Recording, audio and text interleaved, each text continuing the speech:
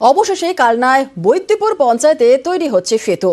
গাঙ্গুর নদীর খালের ওপর সেতু তৈরি হওয়ায় খুশি গ্রামবাসীরা। দীর্ঘদিন ধরেই জরাজীর্ণ সেতু দিয়ে চলছিল ঝুঁকির পারাপার। নিষিদ্ধ ছিল সেখানে ভারী যান চলাচল, ঘুরপথেই চলত সেখানে যাতায়াত। আর অবশেষে পুরনো সেতু ভেঙে সেচ দফতরের 1,69,00,00,000 টাকা ব্যয় খালের ওপর তৈরি হচ্ছে নতুন সেতু। আর নতুন সেতু তৈরি হওয়াতে কতটা খুশি গ্রামবাসীরা, কি বলছেন জানবো। আমাদের প্রতিনিধি নবকুমার রয়েছে। নবকুমার, সেতু তৈরি হওয়ায় কতটা খুশি গ্রামবাসীরা?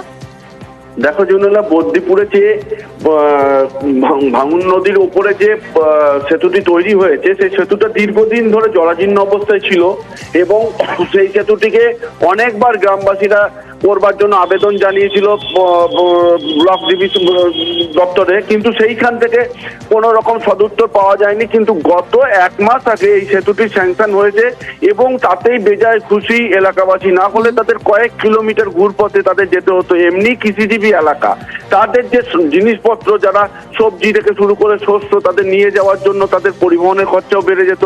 ফলে ভারী যানবাহন যাওয়া নিষিদ্ধ ছিল সেই সেতুর উপর দিয়ে। তাই তারা ভীষণ খুশি। তারা বলছে যে এই সেতু হওয়াতে তাদের প্রায় 20 থেকে 25টি গ্রামের লোকজন ওই সেতুর উপর দিয়ে যাতায়াত তাদের ছিল। ফলে তারা এই সেতু পেয়ে ভীষণ আনন্দিত এবং খুব তাড়াতাড়ি ব্লক প্রশাসনের নির্দেশে ফেব্রুয়ারি থেকে মার্চের মধ্যে এই সেতুর কাজ শেষ হবে বলে জানিয়েছেন। বেশ, ধন্যবাদ। ব্রিজ হচ্ছে, আপনাদের কেমন লাগছে? খুব ভালো লাগছে, খুব খুশি আমরা। আমাদের খুব অসুবিধা হচ্ছিল, সেই জায়গায় ব্রিজটা শুরু হয়েছে, তাতে আমরা খুবই খুশি। কতদিন ধরে আপনারা এই ভোগান্তি? বছর 4 বছর। এটা হওয়াতে আপনাদের কি অনেক রাস্তা কমে গেল বা কিছু?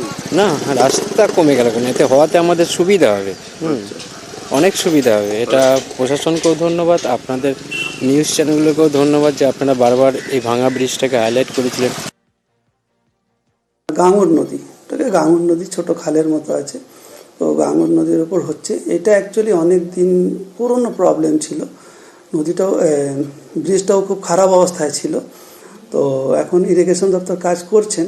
তো আমি ওনাদেরকে জানতে চেয়েছিলাম যে আপনাদের কতদিন লাগবে কমপ্লিট হতে। তো ওনারা বললেন যে কন্ট্রাক্টর কাজ করছেন। তো ওনারা বললেন স্যার মার্চ বা এপ্রিলের মধ্যে এক্সপেক্টেড আছে, যদি সব ঠিকঠাক চলে তাহলে মার্চ থেকে কি এপ্রিলের মধ্যে আমরা কমপ্লিট করতে পারবো।